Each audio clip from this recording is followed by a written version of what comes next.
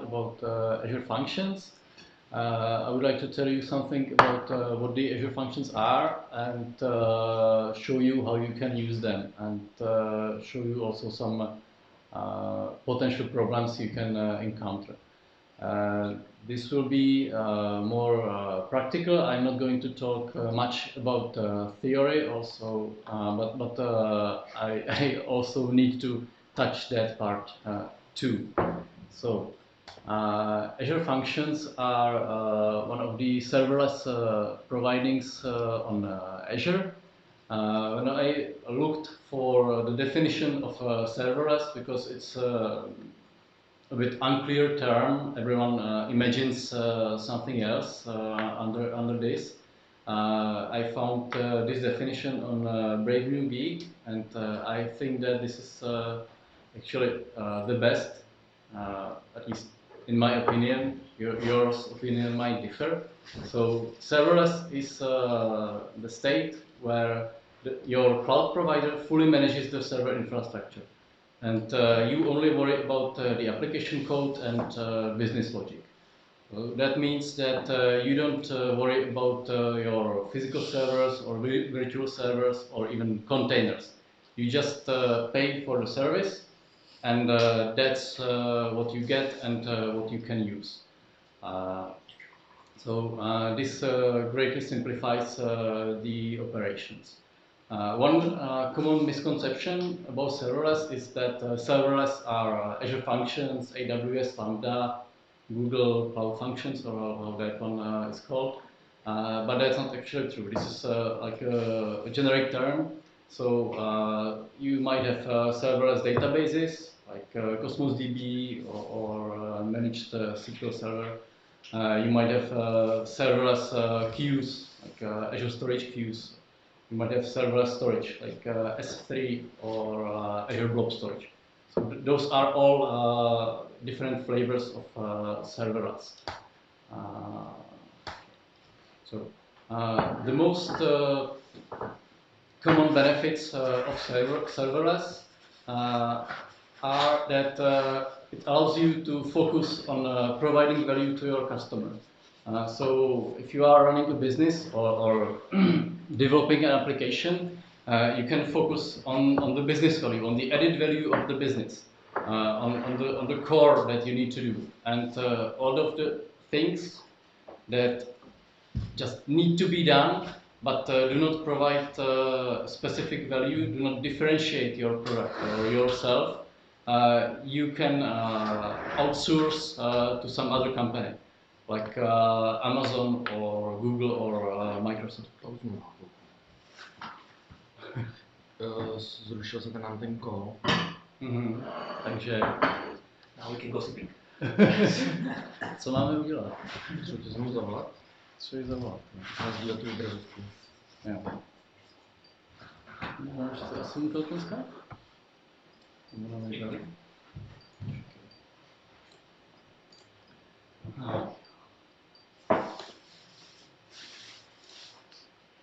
Zrovna to tak pěkně šlo, teď už se do toho nikdy nedostane. Ještě raz tu rybu. Takže ho začal.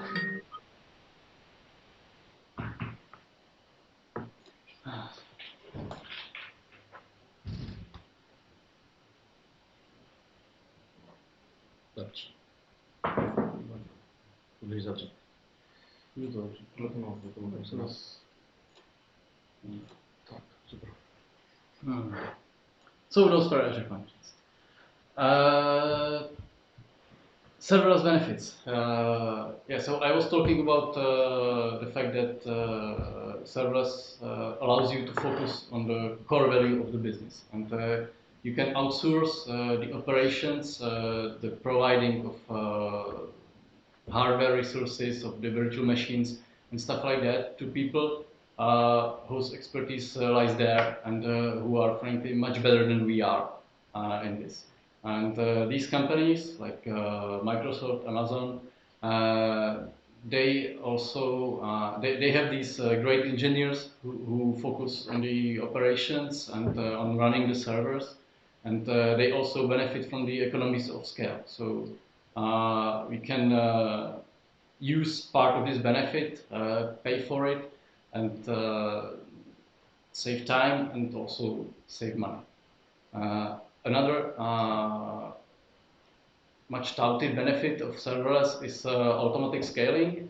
With serverless, because you don't provide your virtuals or containers, you also cannot care how many of them you have. So you just have your service, and your provider, well, not the provider, but the hosting environment will decide how much containers will run in the background. You don't need to care about that. There are, of course, some limits to this, but I will talk about those later. Well, and there are, of course, some drawbacks to serverless, but let's move forward to Azure Functions. So, what are the Azure Functions? Azure Functions are a serverless computing service on Azure, so they do provide you the capacity to run your code, to compute something on a CPU. Sometimes you may hear a term function as a service, because that goes with all the terms as a service, like infrastructure as a service, platform as a service, backend as a service, whatever as a service. To me, this is a bit paradoxical, because actually you are the one writing the function, and you are getting everything else but the function. But, this is the function as a service. They are stateless, with the exception of developer functions, which this talk will actually not cover. I will talk just about the plain vanilla Azure functions, and they are event-driven. So each function has a trigger, some input that will launch it. Then it will run, do something, either create some output or make some side effects, and it will end. So the benefits of the Azure functions are basically similar to the serverless benefits. So you don't need to maintain the infrastructure. You just say, okay, I want to run this function, and Azure provide the function to me. They are built on Azure Web Jobs. So compared to Web Jobs, there is much eliminated boilerplate. I'm not sure if you have experience with web jobs. I do have experience with them a little, and it was, at least for me, it was always painful to create a new web job, because it was just too much work. With functions, a lot of this work is just gone, and you can really easily create your function and get to the interesting stuff that you want to do. So the development is really quick. The cost of the functions is really small. This depends on the hosting type that you choose, but if you don't have much traffic, then they are essentially free or really cheap. And of course, they provide the automated scaling. This scaling is not infinite. There are still limits, but they are very well documented, so you will know what you are getting for your money. The drawbacks of Azure Functions are the following. There's obvious vendor lock-in. If you are writing Azure Functions, then you have to write them for Azure, and you cannot run them anywhere else. You need to run them in Azure. You cannot host them yourselves. That's just not possible. You can develop them locally without Azure account with some emulators, but those are not production ready. There are some problems.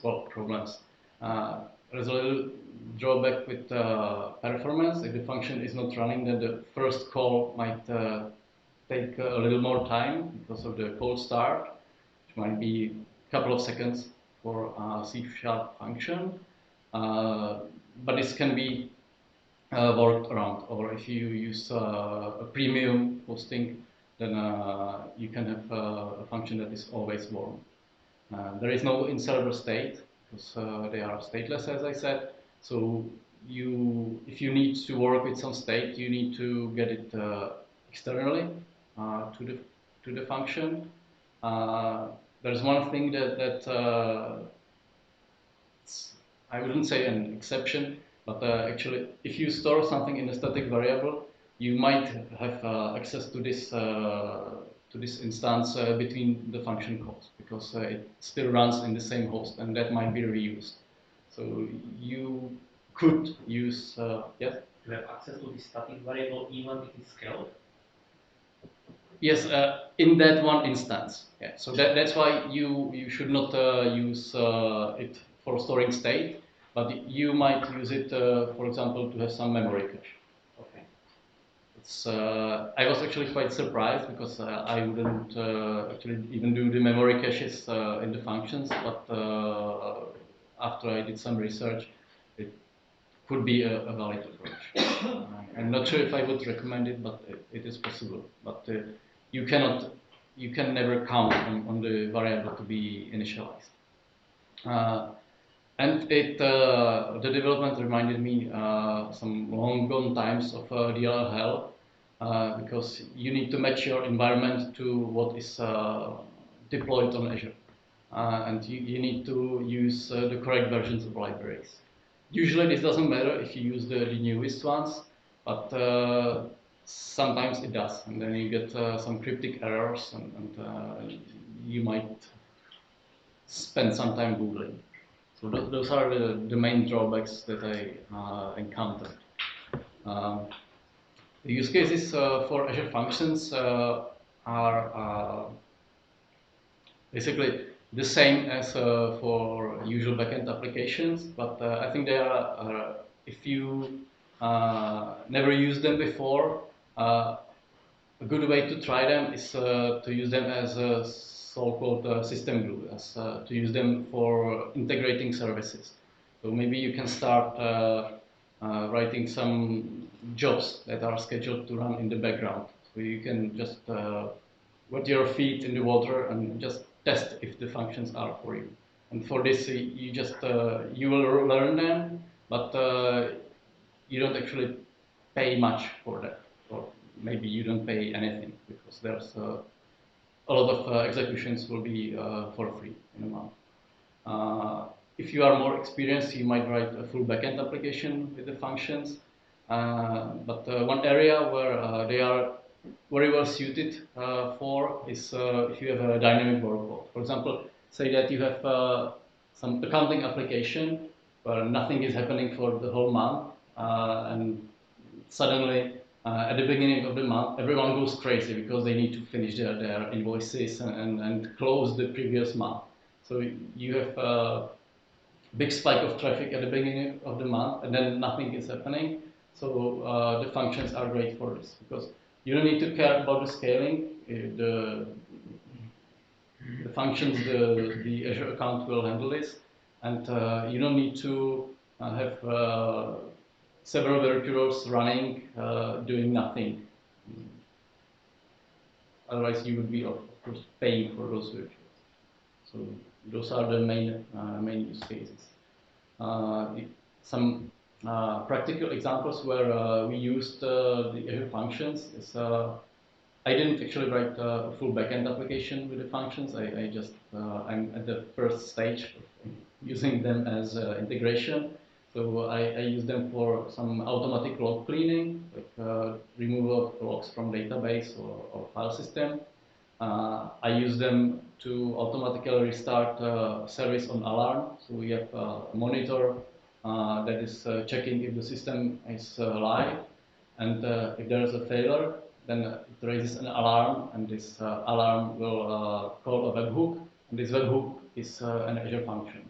So if it sees that the system is down, it will try to restart it, or will restart the app service, because that's the thing I would do manually if I receive the text message, which I will also do.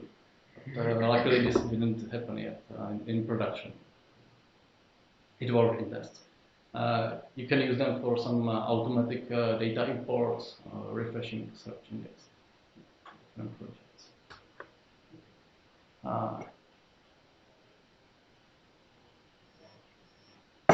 Yeah, maybe this is the alarm. Okay. Soon I will show you some examples. Before I do that, I need to tell you that there are two major versions of Azure Functions, like V1 and V2. The V1 is the older one that's running on .NET, on full .NET framework. At this moment, 4.7. V2 is running on .NET Core. At this moment, 2.2. The V2 is of course recommended because we are supposed to be migrating to .NET Core and leave the full framework behind. There is really not much.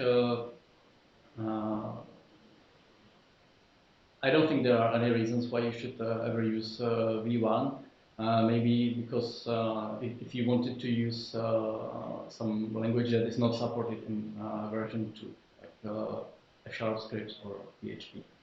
So all the examples I will show you will use version 2 of the Azure Functions. Okay, so let's see how we can create a function.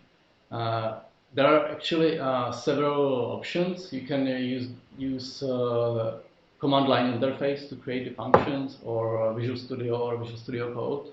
I will use JetBrains Rider because this is what I'm familiar with, and because it has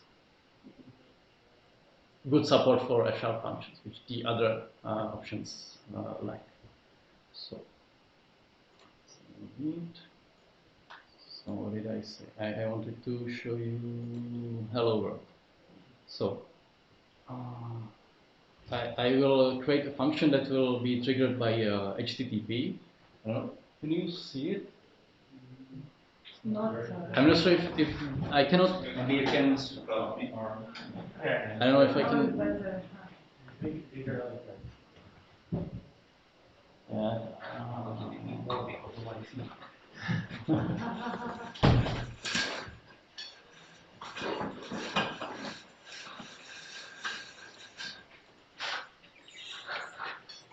about this?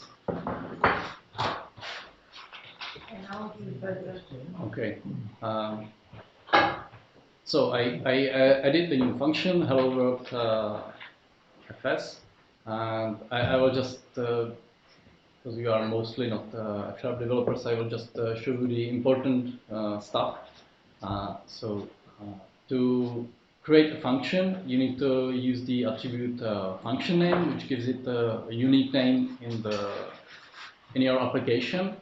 The project for Azure Functions is called function app, and then each function has one trigger. This is the impulse that runs the function. Okay, so that might be an HTTP call, or it might be some event from Event Hub, or a new message in Azure Service Bus, or Azure Storage Queues. Might be a new blob in blob storage. So those are the triggers. And each trigger has some specific settings, bindings, and it might have a payload. In the case of HTTP trigger, the payload is HTTP request, and there are some other settings. We can set authorization level here. I will talk about this later, so let's just set it to anonymous, so anyone can call this function. We can specify HTTP verbs that this function will accept, so we can keep get post. We can specify some root, hello, and now we have the function. I'm not going to talk about this part. That's not important. So if I run the application now, then I should have HTTP function on the root hello that I can call, and it will respond somehow. Yeah, and this is, I'm not sure how to actually increase the fonts here in the run. So you would take your binoculars or whatever. Just trust me that there is a function. running there. Now, how do I zoom?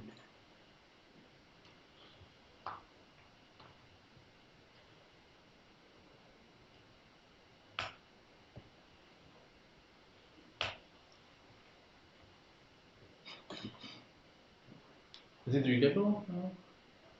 Yeah. So now I have the function. I will try to call it. The function is called hello, and I will send her my name. I'm calling the localhost. If I send the request, it replies hello Carl. So that's all there is to creating the function. And now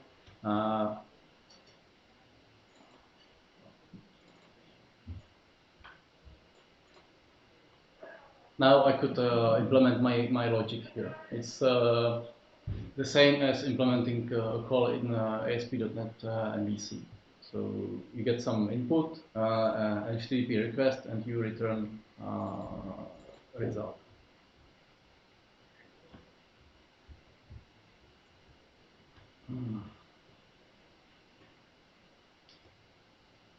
So, like I said, the project for the Azure Functions is called Function App.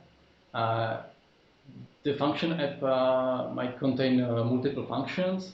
It has one configuration that's shared for between all the functions that are in this Function App, and it's deployed as one unit. So this is the thing that you will build and you will push to Azure, and it will run there. That's just the application. I don't know how else to say that it's an application. It's called like that. There are nothing strange there. So, like I said, the function has triggers, and each function must have exactly one trigger. So, if I have some functionality, say for example, I want to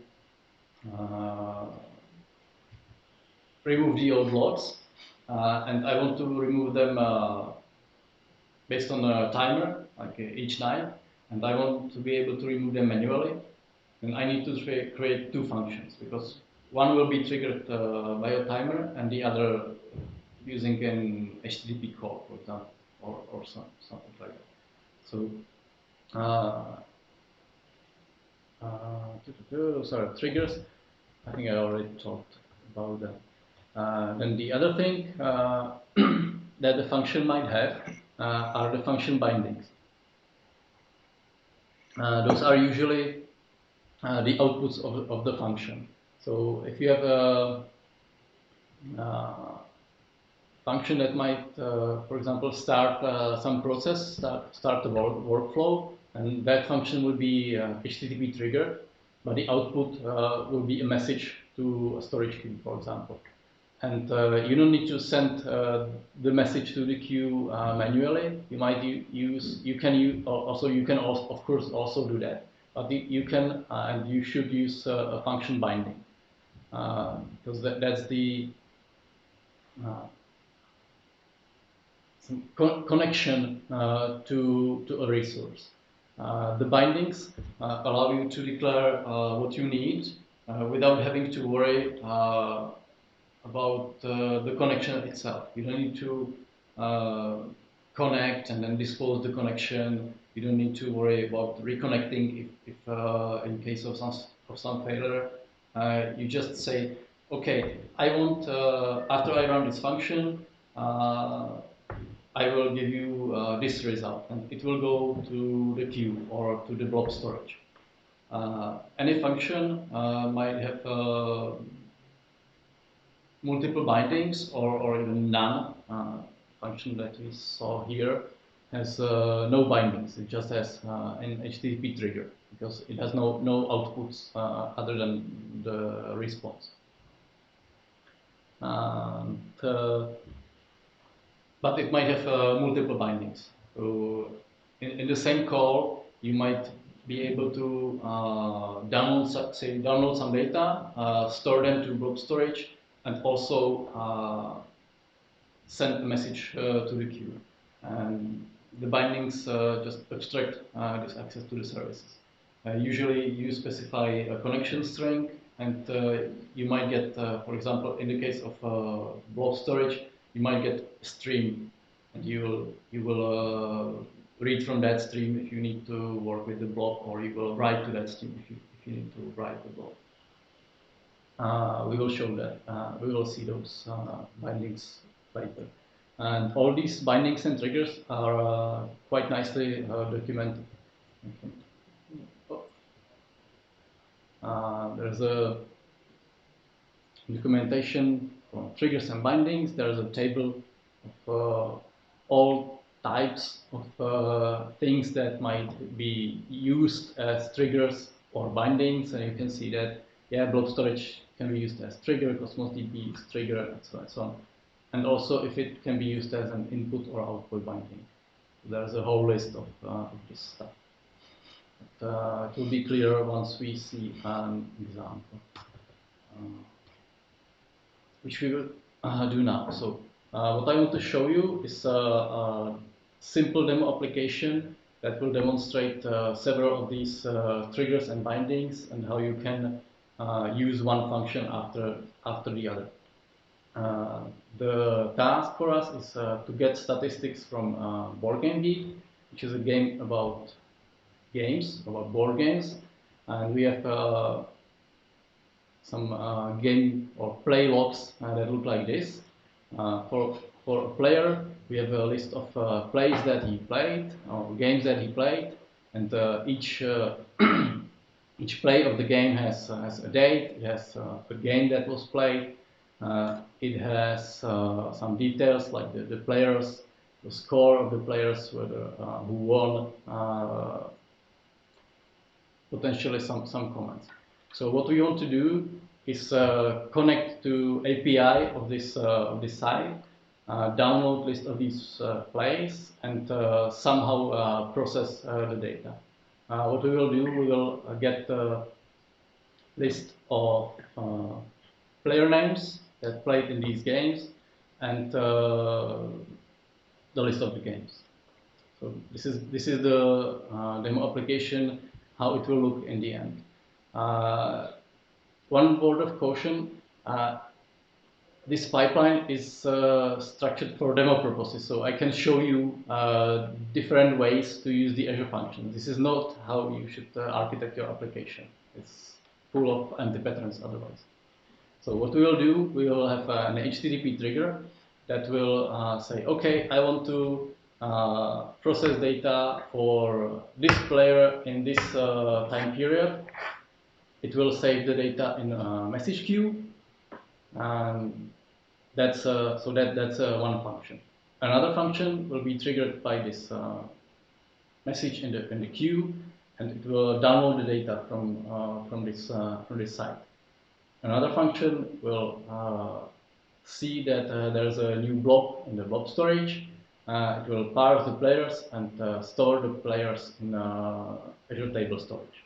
And also, it will send a message queue, message to message queue, and another function might then parse the games. Which, of course, you can see now that this is like complete nonsense. You would never do something like this, but for the demo purposes, I can build upon the things that I want to show. Okay, do you have any questions so far? Clear. Yeah. So close this. This I will not implement. I already have it prepared. So I will just explain how it looks and what I'm doing, just on the level of the function. So the first function, the HTTP trigger, is this one. One thing. I will be developing this locally. So to run this, I don't need any connection to Azure. I just have a storage emulator that will use that will emulate the blob storage and the queue storage and stuff like that. So you will see that you don't actually need an Azure account to develop the functions, although you will later need it to run them. So to run the import, we have a function called HTTP run import. What I'm doing usually, I use the trigger name as a prefix, because this allows me to create two functions that do the same thing but with different triggers. It has an HTTP trigger, which we already know. It's the same as in our Hello World example. And it has a binding to a message queue. So we specify the queue where the result is going, and we specify a connection. And the result is an outref parameter queue message with some import parameters, which is just username, date time from, and then time to. Okay, so if I run the application and I post a request to this URL, then I should get an OK result, and I should get a message in the message queue. So we can, if I run, can try that. So I will run.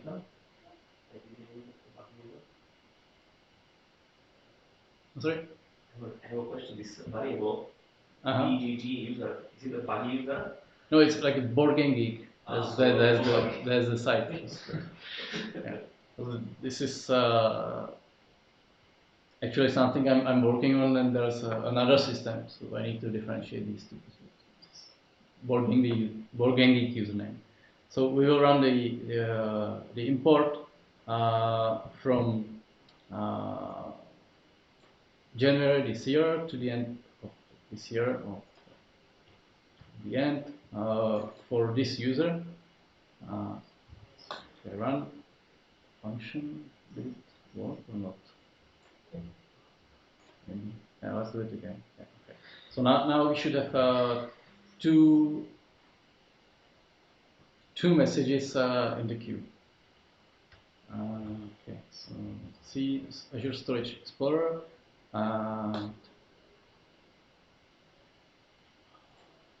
This is it.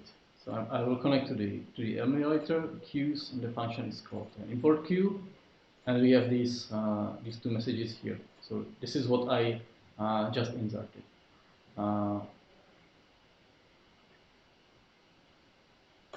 Now the next part we want to do is to download the data. Comment this one, and the interesting thing about Azure Functions is that, which is not surprising with the queues, but maybe surprising with the blobs, is that if you define a new function with some trigger, it might even work like retroactively.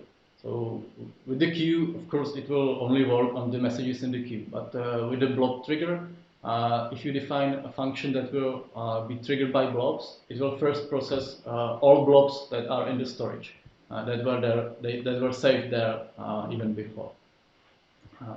So now we have a similar thing as here, where the queue was the output parameter, but now we use it as a trigger. So if there is a new message in the queue with the parameters, then it will trigger this function, and we will just output, we will just download the data and output them to blob storage. So the blob has two parameters, or the blob binding. That's the path to the blob, and the file access, plus of course the connection. So this gives me the stream of data. It could be not only stream. If I needed to, I could also access like the whole blob directory to work with multiple blobs if I wanted to. But we will just keep it simple like this, and save the blob as a random GUI.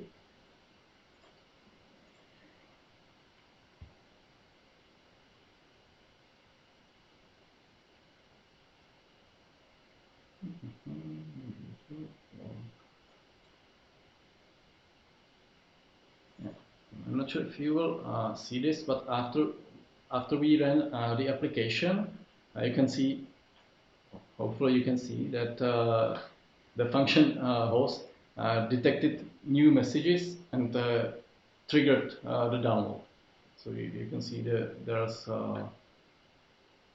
one function ran here, the other here, and they both downloaded some data. We should have two blobs there under these IDs in the blobs. So I didn't do anything. We just like reran the function host or the function. So we have no messages here, and should be.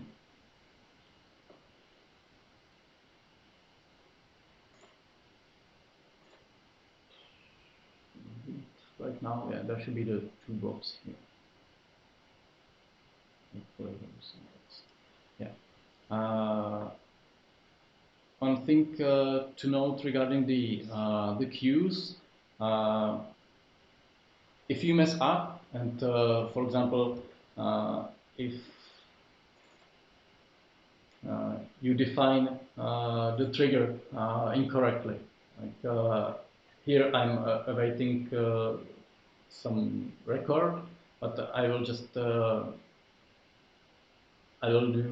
use different record, or the function fails. Then the processing will be retried several times, and if the message cannot be processed, then it will fail into the poison queue. So I can show you here that there are some messages that were not processed and that failed. So you can check that everything went correctly, and if it didn't, then you might monitor. Is this possibility of the trigger? Including this queue and nothing, or the poison queue? Yeah, or like even also including the trigger. I think that's like your responsibility. The queue will be filled by the function environment, because if it fails, it just won't be retrying indefinitely, but it will only put the messages there, and you should know about this feature and somehow handle it, either by using a different function that will. Like this trigger, or no part. That's just the Azure hosting engine. Okay. Yeah, that's automatic. The functions engine. Yeah, the function host does this. So you don't need to do anything, but it ends up there, and you can, for example, create another function that will listen here and just, I don't know, send you an email, or store it somewhere. So I think this is quite nice that the messages are not dropped. You can monitor.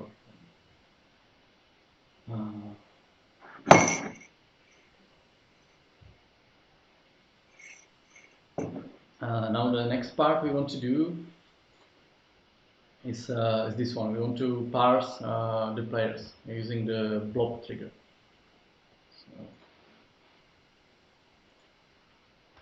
So, another function. Again, the blob trigger is basically a copy of the block binding. Only it's now a trigger of the function, but it gives us one special ability that we can specify this parameter, a name, and we will get the name of the blob here. So we can work with that, and we will run. Yeah, sorry. I just had to remember what I wanted to show you here. The thing here is that this function has two binding parameters.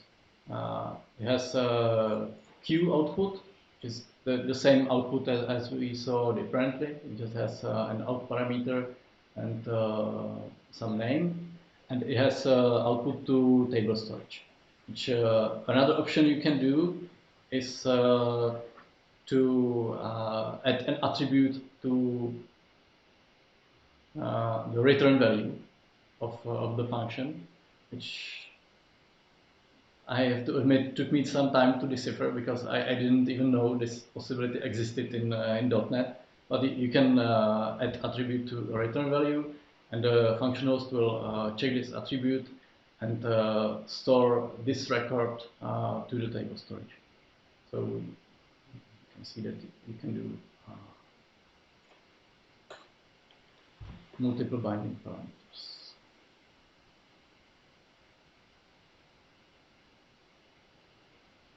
No.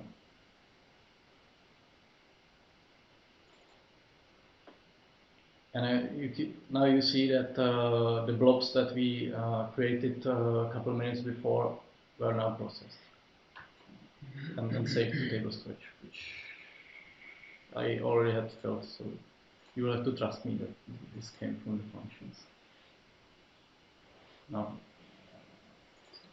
testing. Yeah, so you can see that there's a list of players who play.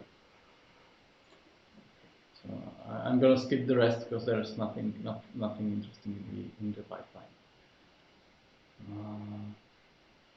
Do you have any questions to this?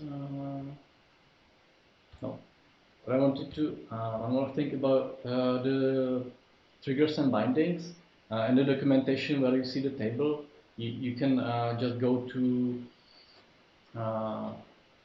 each trigger and binding, and there's a list of examples and attributes you can use to work with this kind of trigger or binding. And one thing you will see here, if I find it somewhere.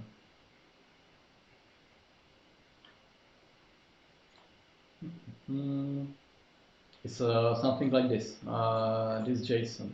And this is before there's actually an alternative way to define your functions. You don't have to use the attributes, but you can define the so-called function JSON, where you specify all the stuff that you normally specify in the attributes. And the way the functions work, or the way the attributes work, is when you build the functions, actually this function host is generated. So at deploy time, this is what you actually work with. And I'm telling you this because this is a bit more complicated to work with, but sometimes some things with the bindings or triggers, they are not possible to do with the attributes. You have to do it with the host JSON. Then it looks like this. For example, we have the hello world. Now we have the, I don't know how to zoom here. Now we have the host file. Right? It says that generated, and there are the bindings, the HTTP trigger, and whatever we defined.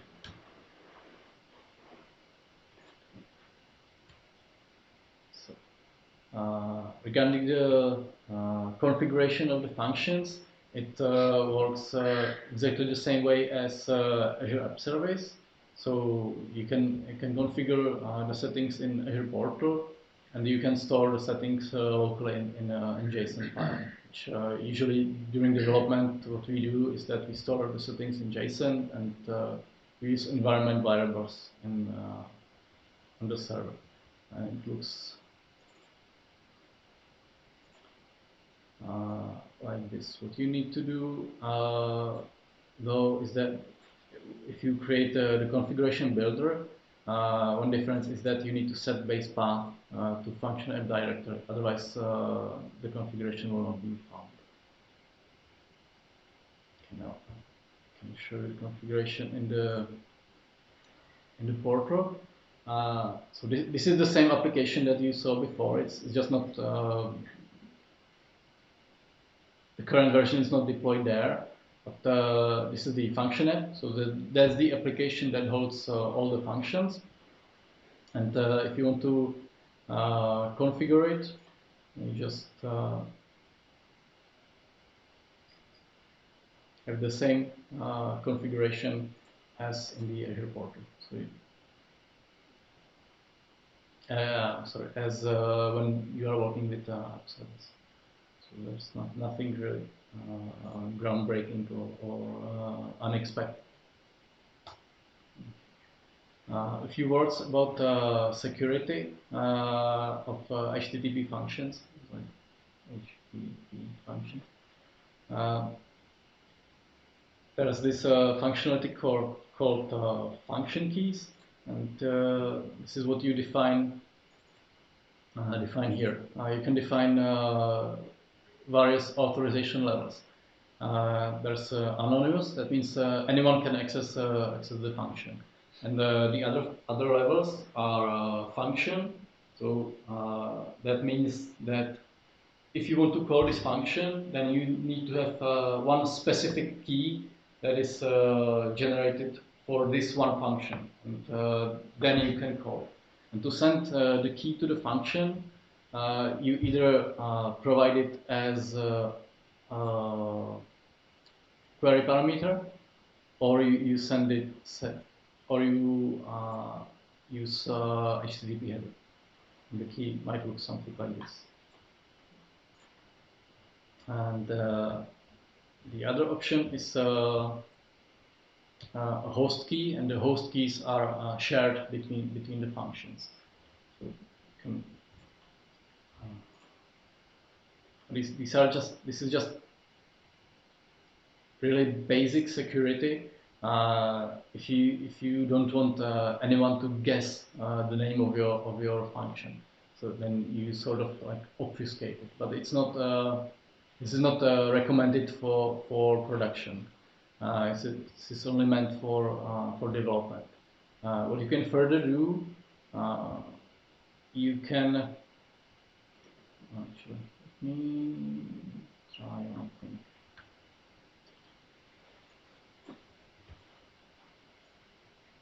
Let's check if this works.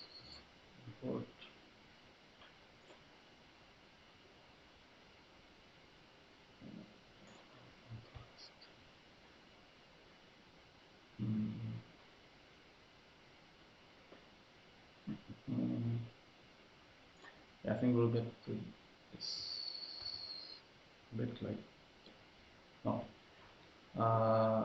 What you can do also as part of the function app, you might block access to your application just to allow just some specific IP addresses. So that way your triggers will be more safe. If you can only run the function from your development, from your office, for example, or from some API gateway. So you can do it like this.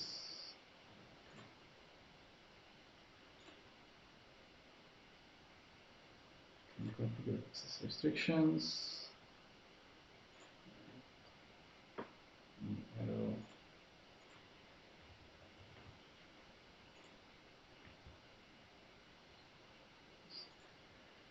Pretty nice, I think.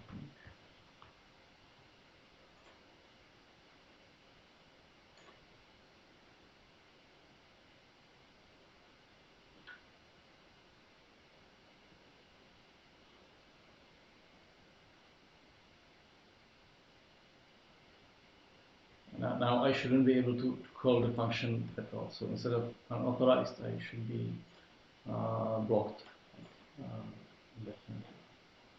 So the recommended way to secure your functions is to do something like this: to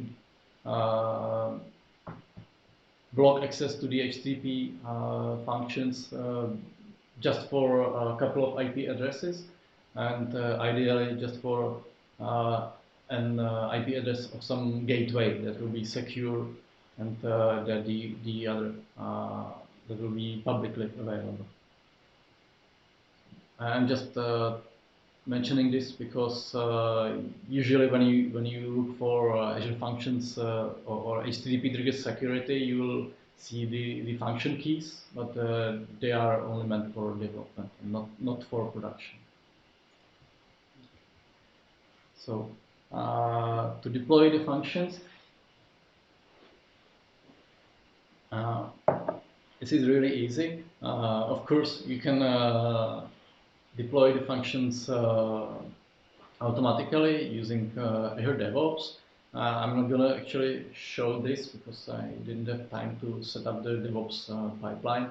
But it's the same as if you wanted to deploy an app service. Or you can do it manually using command line or some IDE.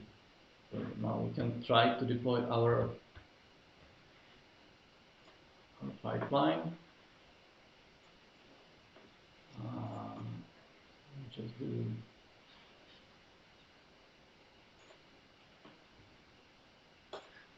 publish to Azure, and we can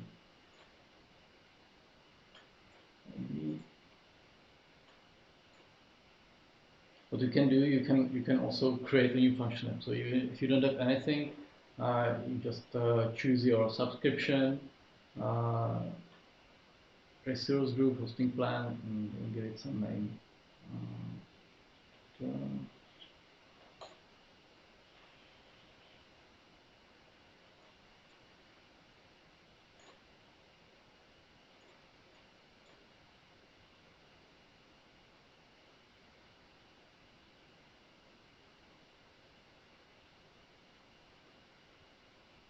And then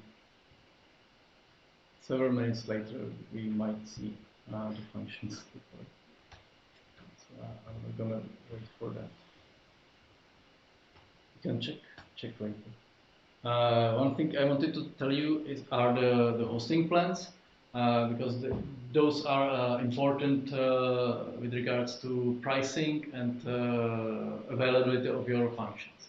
So I would say classic serverless way of running the functions is the consumption plan. That means that you pay for executions and time and memory consumption that your functions use, and but you have no upfront costs. You just choose this plan, and then you will get billed based on what you really use. If you don't have any traffic, then you don't pay anything. If you have a lot of traffic or someone DDoSes you, then you pay a lot.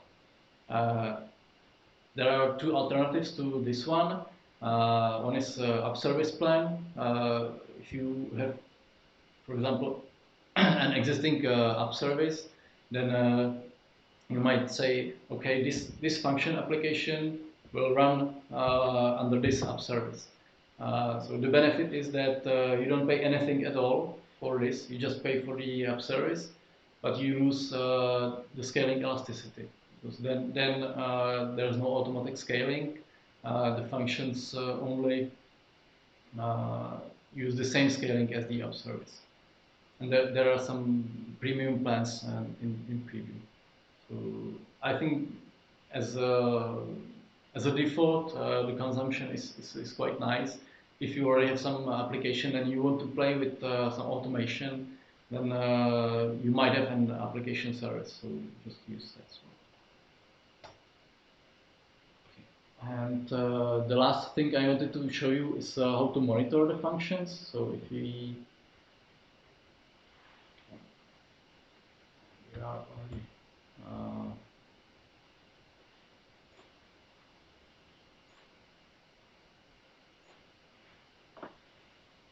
so we have the function app here. We deploy it.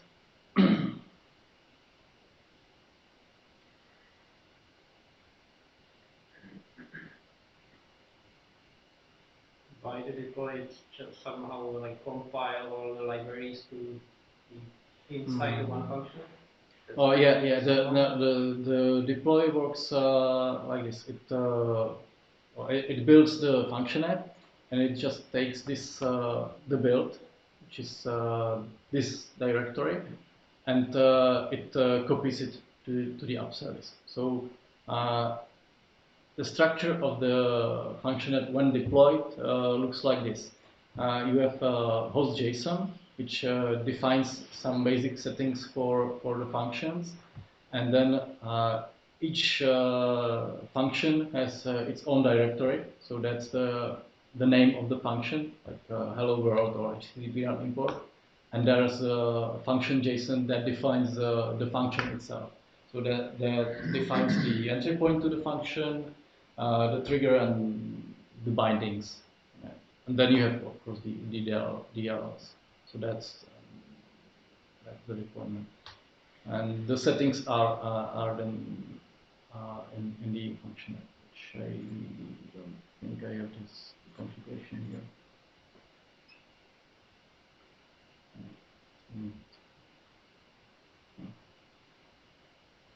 This should work. Okay, let's see if we actually deployed this one correctly.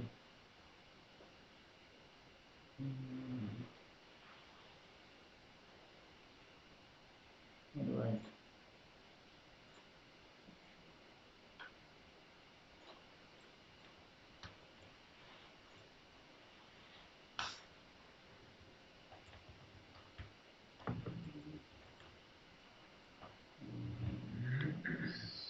Sure. So this is the new application, and you can see that it is there live.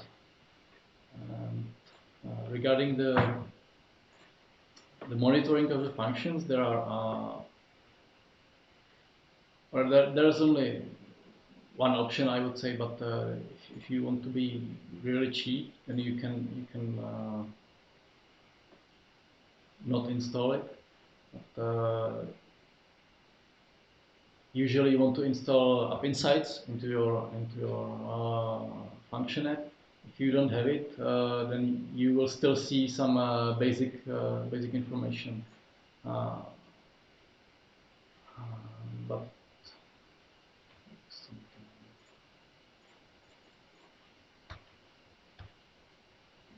sorry.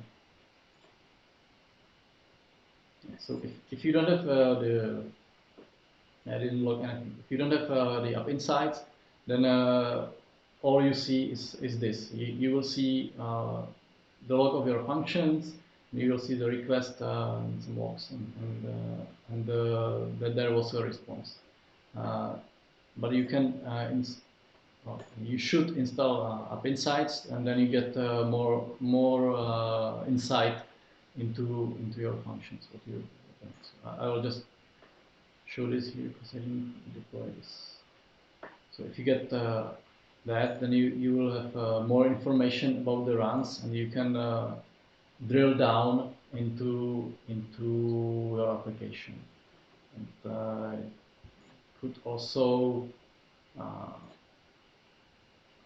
for example, see live metrics, where you see the request going to your functions. And this is not it's really a topic for a different talk. Yeah, so I think that's all from me. So just really, hopefully short introduction to what you can do with the functions. So do you have any questions? Any unit testing?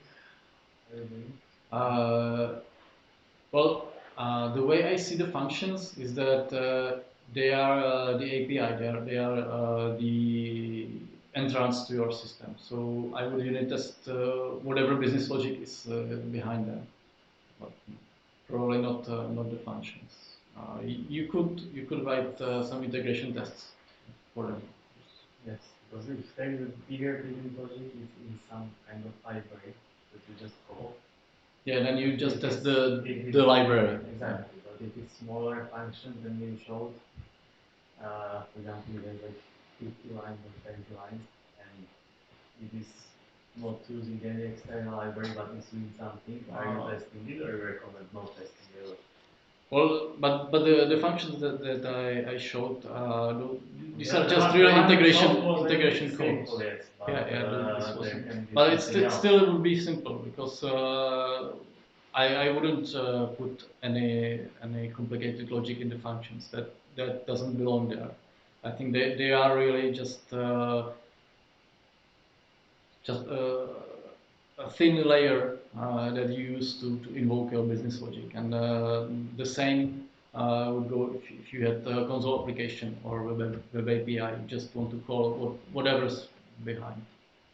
That's my approach. The functions I will test really just with integration testing. But maybe my opinion would be different if I wrote like a whole full backend application for these small things. Yeah. This is the way I prefer to work. And there is no, I don't think there is any special support for unit testing. Okay, thank you. You said in a basic plan there are code functions only. How once they are like launched, they are hot for how long until they get? Yeah. If there are requests going in, then they will stay hot until the instance is recycled, which is somehow decided by the Azure Function host. I didn't test this, but what I read, it might take about 10 to 20 minutes for the function for the instance to be taken down. So then you have 0 instances running, and then you need to run again. What you could do, you could write a job that will ping periodically to keep the instances warm, or the premium plan that's in preview that allows you to keep the functions warm. You just say that you want them warm. Another option is hosting in the app service, where you can say that the app service is what's it called, always on, and then also the functions will be always on because they will be running on that one instance. But then the scaling is different. So this one I think is really easy to work around. Thanks.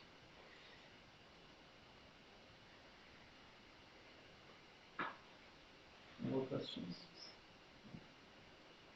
Okay, so thank you for your attention. The talk will be in my GitHub, and there are some other links that I used and I think are interesting.